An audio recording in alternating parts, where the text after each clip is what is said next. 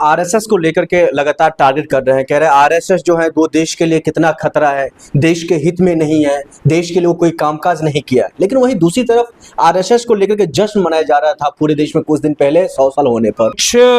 एक मेरी गुजारिश है जी, आपसे भी और आपके माध्यम से आपके सारे दर्शकों से भी, आजकल तो ये इंटरनेट का जमाना है जी, कोई अगर अपने आप को वकील कहता है तो अगर उसको सर्च किया जाए उसके नाम को, तो उसके नाम से कितने उतने फैसले किए हैं, कितने केस वो लड़ा है, तो वो आज सारा डिटेल्स आ जाता है जी। तो मैं ये गुजारिश करूंगा आपके माध्यम से आपके सारे दर्शकों से, तो ये राकेश किशोर साहब जो भी आप नाम बता रहे हैं उनका भी एक सर्च करके देख ले कि वो किस प्रकार के, किस मेयार के और कैसे वकील थे, या उन्होंने कितने केस लड़े ही हैं आज तक। एक तो ये काम कर ले। अब दूसरी बात ये है कि आपने कहा कि कौन उनका संरक्षण कर रहा है। जी, संरक्षण कौन करता है? अगर कोई अपराधी अपराध करता है और वो किसी बड़े गैंग का हिस्सा है तो संरक्षण वही करता है जो उससे अपराध कराता है, और कोई क्यों संरक्षण करेगा उसका? जी। तो जो गैंग के लीडर्स होंगे, उसके गैंग के लीडर्स वही संरक्षण करेंगे। उन्होंने ही वो अपराध कराया है, उन्होंने ही सारी प्लानिंग की थी, उन्होंने ही सारी एग्जीक्यूट की थी। और इस व्यक्ति को, क्योंकि देखिए आरएसएस और बीजेपी के लोग आमतौर पे ऐसा देखा गया है, और अभी जब से ये केरल के एक बच्चे ने आत्महत्या की है जी, उसके बाद से तो बहुत सारी बातें खुल के सामने आ रही हैं, जो बातें सब लोग वैसे तो जानते थे लेकिन बोलते नहीं थे शिष्टाचारवश। लेकिन अब किस प्रकार के, और आमतौर पे आरएसएस और बीजेपी के लोग डरपोक भी बहुत होते हैं, बहादुरी तो उनको छू के भी नहीं गई होती। ये आजादी से पहले का उनका सारा जो इतिहास है, जो उनके सबसे बड़े बड़े वीर हैं उनका भी क्या क्या बहादुरी से लेना देना रहा है या नहीं, वो साफ। तो जब तक इस व्यक्ति को बार बार बहुत ऊंचे लेवल से ये नहीं समझाया गया होगा कि हम आपका कुछ भी नहीं बिगड़ने देंगे, हम आपको कुछ आंच भी नहीं आने देंगे, तब तक तो वो हिम्मत नहीं कर पाया होगा ना।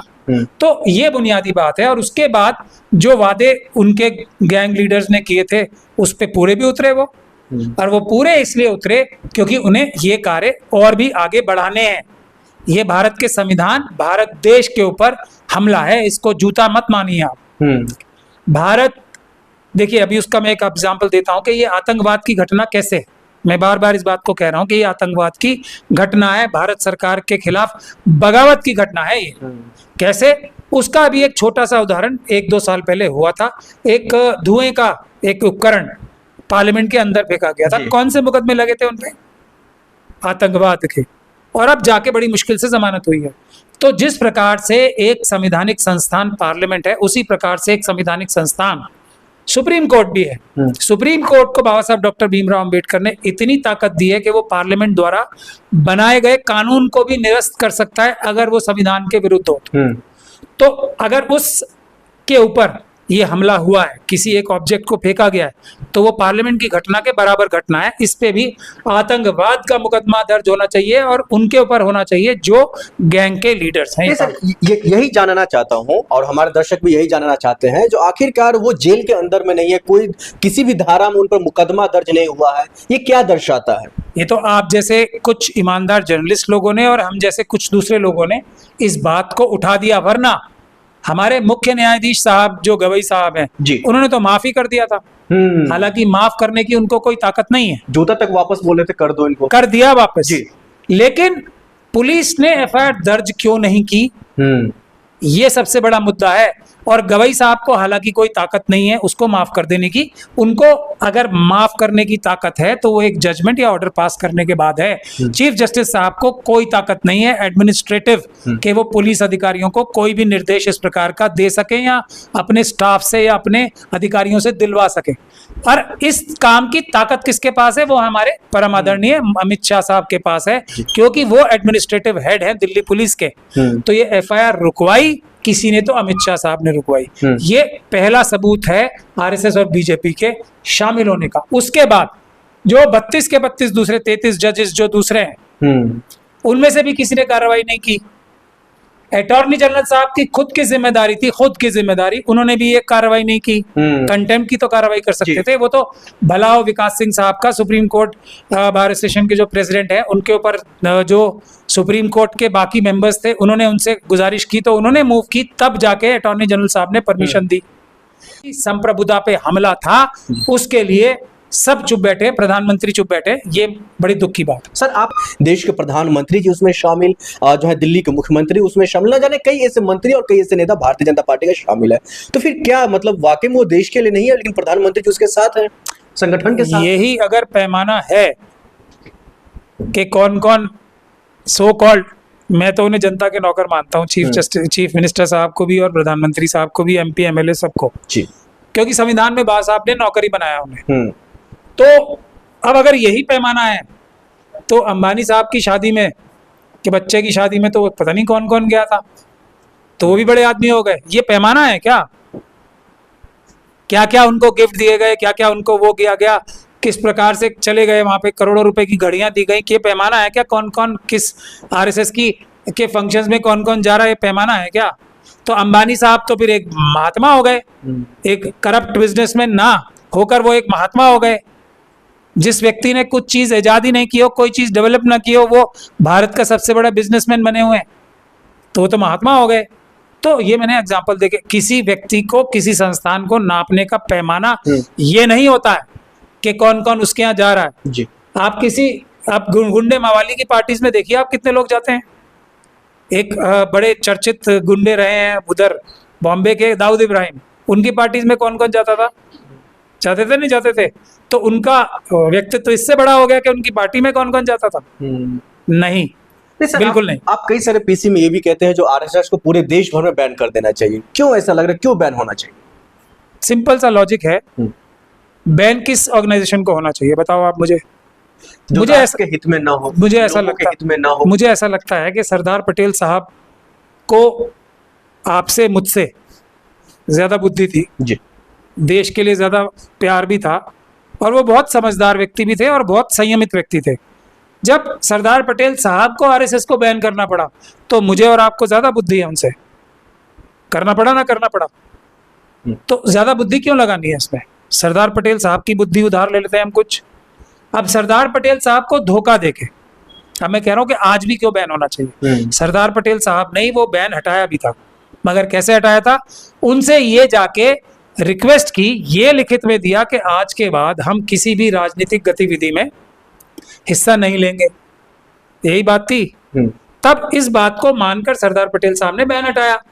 ठीक, बैन तब के लिए सरदार पटेल साहब ने इस कंडीशन पे हटाया कि आज के बाद तुम किसी पॉलिटिकल गतिविधि में डायरेक्टली या इनडायरेक्टली शामिल नहीं होगे। जैसे ही ये किसी राजनीतिक गतिविधि में शामिल होते हैं, प्रत्यक्ष या परोक्ष रूप से, सरदार पटेल साहब का जो वो बैन करने वाला ऑर्डर था वो दोबारा लागू हो जाता है, क्योंकि बैन वो उस वजह से था कि अब ये किसी पॉलिटिकल चीज में हिस्सा नहीं लेंगे। तो अब आपको और मुझे सरदार पटेल से ज्यादा दिमाग लगाना चाहिए, नहीं लगाना चाहिए, ये मैं आप पे छोड़ता हूँ और आपके दर्शकों पे छोड़ता हूँ। अब इसके बाद पूरे जितने आतंकवादी संगठन आज तक डिक्लेयर हुए हैं, उनके सबके अपराध आप गिन लीजिए, और RSS के द्वारा जो उनके कार्यकर्ता है उनके अपराध आप एक लिस्ट बना लीजिए।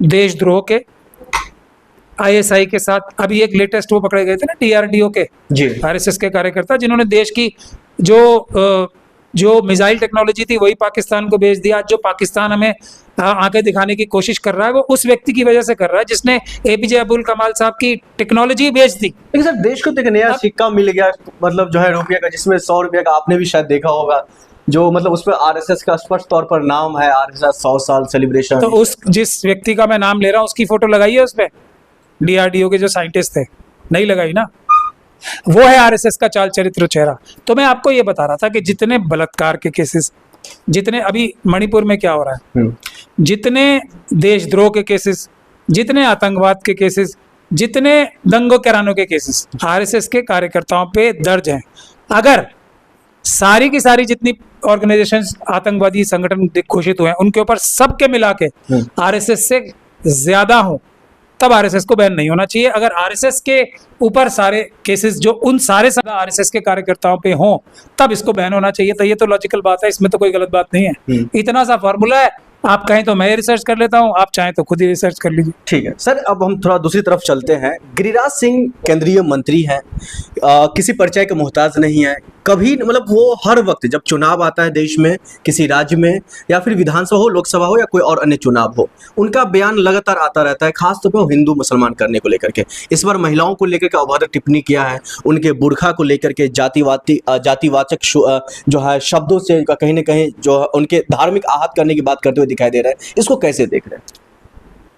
चाइना और पाकिस्तान की जो एस्टैब्लिशमेंट है जी, वहाँ की जो डीप स्टेट है और एस्टैब्लिशमेंट है, उसने भारत के लिए फॉर्मूला, भारत को कमज़ोर करने के लिए बना रखा है, हिंदू और मुसलमान करना। जो जो व्यक्ति और जो जो संस्थान हिंदू मुसलमान करते हैं वो सब चाइना और पाकिस्तान के एजेंडा पे, कुछ लोग उनसे पैसे लेके, कुछ लोग उनके पैसे लिए बगैर ये कार्य को करते हैं।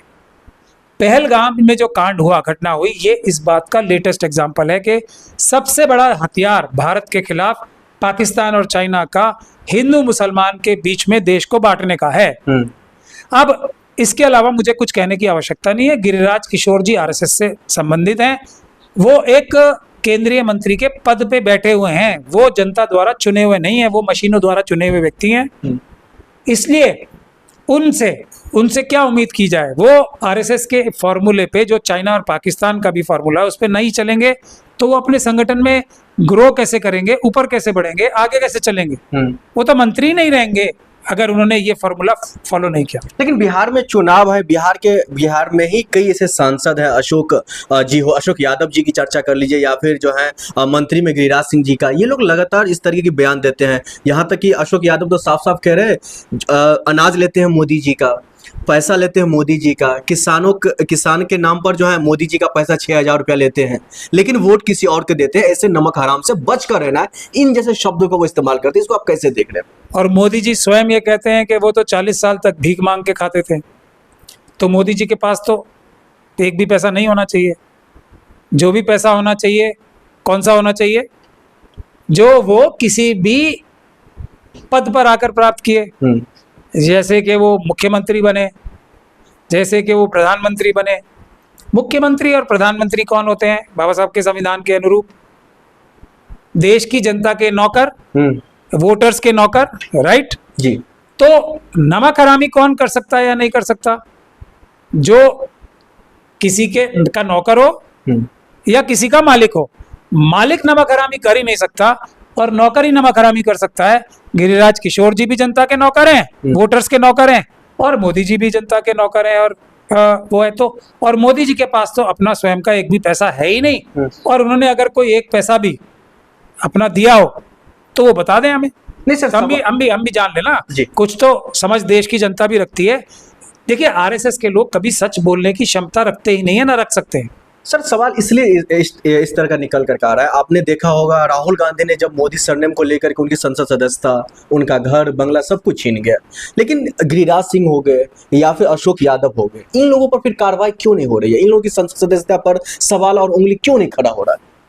क्योंकि पदों पर बैठे हुए हैं ये लोग, मशीनों द्वारा चुनाव जीत कर। और इसीलिए हम कहते हैं ना, देश का सबसे महत्वपूर्ण मुद्दा जो है, इसीलिए मैं अपने हर इंटरव्यू में उसका जिक्र करता हूँ। बाकी सब इतना बड़ा मुद्दा नहीं है, वोट चोरी भी इतना बड़ा मुद्दा नहीं है जितना असली वोट चोरी करने की जरिया है मशीनें जी, मशीनों से चुनाव। तो इसकी बुनियाद पर ये लोग सब जीतते हैं। इनको ये पता है कि वोट तो हमें मिलने नहीं है, लोग हमसे नफरत करते हैं। चाइना और पाकिस्तान के ये फॉलोअर्स हैं या उनके जो एस्टेब्लिशमेंट है, उसका ये उनके एजेंडे पे चलना है, इन्हें मजबूरी है इनकी, नहीं तो आरएसएस के हेडक्वार्टर नाराज हो जाएगा। तो ये सब काम तो ये उसलिए करते हैं, जीतना तो इन्हें इलेक्शन मशीनों द्वारा है। जैसे ही मशीनों द्वारा इलेक्शन खत्म होगा, आरएसएस और बीजेपी के हर कैंडिडेट की जमानतें जब्त होंगी। उसके बाद जो भी सरकार आएगी वो लंबे समय तक बाबा साहब के कानून और बाबा साहब के संविधान के तहत मुकदमे चला के इनको जेलों में जाना है, और वहां भी इनकी चक्की पीसनी है इन्हें सालों साल तक, सैकड़ों साल तक। ये बात नियति है इनकी, तय है। दुनिया की कोई ताकत इसे रोक नहीं सकती, सिर्फ समय आने का इंतजार है। समय आएगा और ये सब लोग जेलों में होंगे। सर आखिर में ये भी बताते चलिए, आजम खान साहब कहते हैं मतलब मुस्लिमों का सबसे बड़ा नेता कहा जाता है पूरे देश भर में, जेल से बाहर आते हैं, नाराजगी कम नहीं हो रहा उनका, क्या वजह? अब तो ये भी चर्चा होने लग गई है जो मायावती की तरफ उनका झुकाव हो सकता है। अभी मैं आजम खान साहब को स्टडी कर रहा हूं, मैं उनके बारे में कोई टिप्पणी करना नहीं चाहता। कुछ दिन मैं स्टडी कर लूं जी कि वो जेल से कानूनी लड़ाई लड़के ही निकले सिर्फ, या इसकी कोई और भी वजह है, वो समय आने पर क्लियर हो जाएगी, तब मैं उस पर कोई टिप्पणी करना चाहूंगा। आज मैं कोई टिप्पणी उन पर करना नहीं चाहता जब तक वो जेल के अंदर थे। मैं हालांकि मैं उनका विरोधी रहा हूं, क्योंकि एक जो पहले कुछ और नाम था उनका, त्यागी बन गए ना, वो वक्फ बोर्ड के, शिया वक्फ बोर्ड के चेयरमैन थे।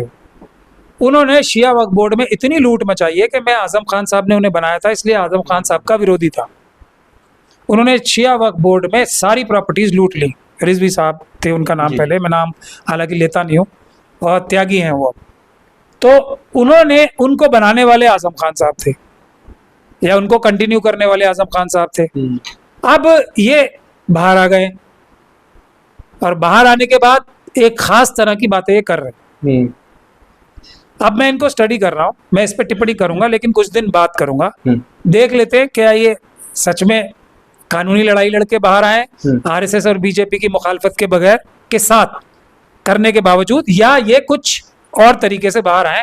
जेल से बाहर बहुत सारे लोग आए जी, लेकिन वो किस लाइन पे चले हैं, ये जेल के डर से बहुत सारे लोग जेल में गए भी नहीं, आरएसएस और बीजेपी को ज्वाइन किए। मैं अभी स्टडी कर रहा हूँ, मेरी जिम्मेदारी ईमानदार अम्बेडकरवादी होने के नाते जो भी कमजोर वर्गों के नेता हैं उस पर टिप्पणी करना मैं बहुत आवश्यक समझता हूँ, क्योंकि मैं तो कोई पॉलिटिकल पार्टी ज्वाइन करूंगा नहीं कभी। अच्छा, और अम्बेडकरवादी अपने उस पे, जब भी हम करेंगे कोई अम्बेडकरवादी पार्टी जो बनेगी अल्टीमेटली वो ही ज्वाइन करेंगे, उससे पहले हम कोई पार्टी ज्वाइन करेंगे नहीं। तो लेकिन टिप्पणी करना, लोगों का मार्गदर्शन करना मैं अपना फर्ज समझता हूँ, वो मैं करूंगा, लेकिन अभी नहीं इस बार। इसीलिए सवाल अभी एक और निकल करके आ रहा है सर। वो कहते हैं मैं अखिलेश यादव के अलावा किसी नेता से नहीं मुलाकात करूंगा, समाजवादी पार्टी के, और वो और कई पार्टियों का नाम नहीं लेते, सिर्फ समाजवादी पार्टी का वो नाम लेते जो समाजवादी पार्टी से सिर्फ मुलाकात करूंगा तो सिर्फ अखिलेश यादव जी से।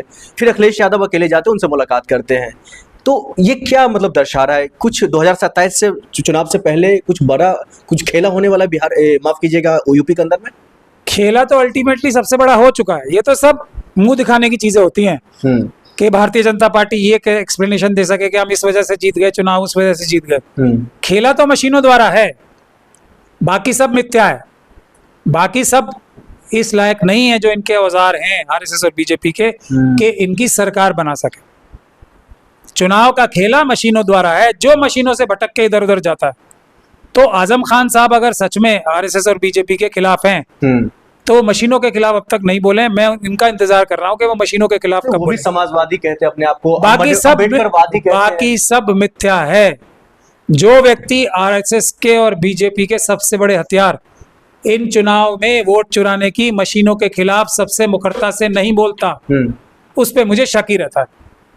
सीधी सीधी बात है, अगर वो बोलेंगे मशीनों के खिलाफ तब मेरा शक कम हो। ठीक है सर, बहुत शुक्रिया बातचीत करने के लिए। हमने कई सारे सवाल लिए, कई सारे मुद्दों पर चर्चा किया है। सीजेआई की अगर चर्चा करें तो उन पर कार्रवाई होनी चाहिए, और संरक्षण कौन किस तरह से और कैसे दे रहा है पीछे से, वो आपने सुन लिया महमूद पाशा सर की तरफ से।